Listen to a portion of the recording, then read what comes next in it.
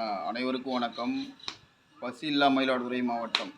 தினந்தோறும் பார்த்திங்கன்னா அணைய அடுப்பு பெரம்பூர் கிராமத்தில் எரிஞ்சிக்கிட்டே இருக்கும். டெல்டா மாவட்டம் முழுவதும் பார்த்திங்கன்னா சாலை ஓரத்தில் ஆதரவற்றோர்களுக்கு நம்ம தேடி போய் அன்னதானம் வழங்கிட்டு இருக்கிறோம்.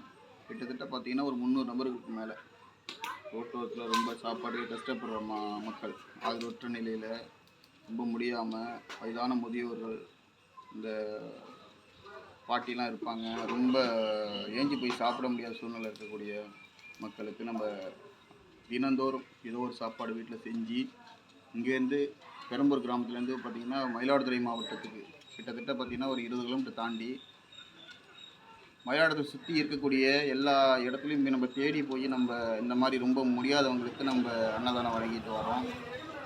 அது மட்டும் இல்லை, பல உதவிகள் நம்ம செஞ்சுட்டு வரோம்.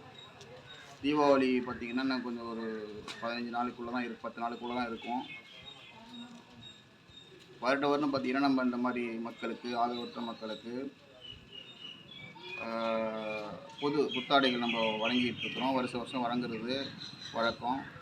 இந்த வருஷமும் நம்ம இந்த மாதிரி உள்ளவங்களுக்கு, ரொம்ப முடியாதவங்களுக்கு புத்தாடைகள் நம்ம இந்த வருஷம் வழங்க போகிறோம், வழங்கிட்டு இருக்கிறோம். வேட்டி, சட்டை, போர்வை, புடவை இதெல்லாம் நம்ம நேற்றுலேருந்து தொடங்கி வழங்கிட்டு இருக்கிறோம்.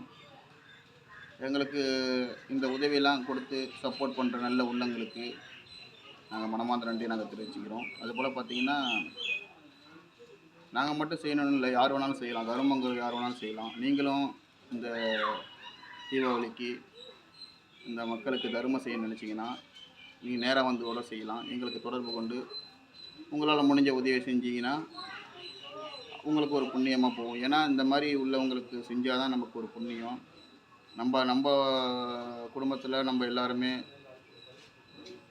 சந்தோஷமாக கொண்டாடுவோம், தீபாவளியை சந்தோஷமாக கொண்டாடுவோம். அது மாதிரி அவங்களும் நம்ம கொண்டாடணும்னு சொல்லி தான் நம்ம நினைக்கணும். அவங்களும் நம்மள மாதிரி சக மனுஷனாக வாழணும். அவங்களுக்கும் ஒரு பாசம் எல்லாமே இருக்கும்.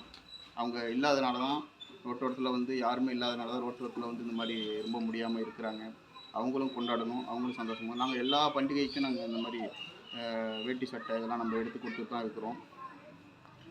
இந்த மாதிரி நமக்கு ஆதரவு கொடுக்குற நல்ல உள்ளங்கள் எங்கள்கிட்ட கொடுத்து செய்ய சொல்கிறாங்க.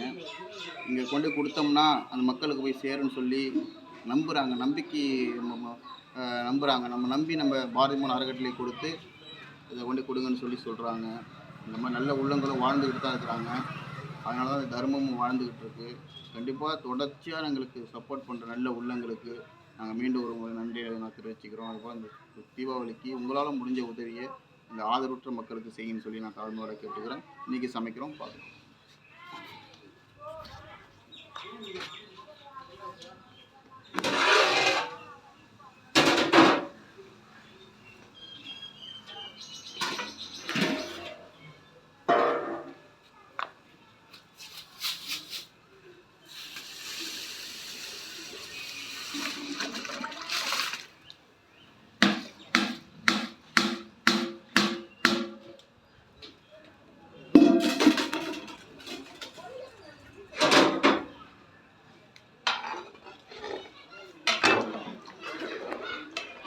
you.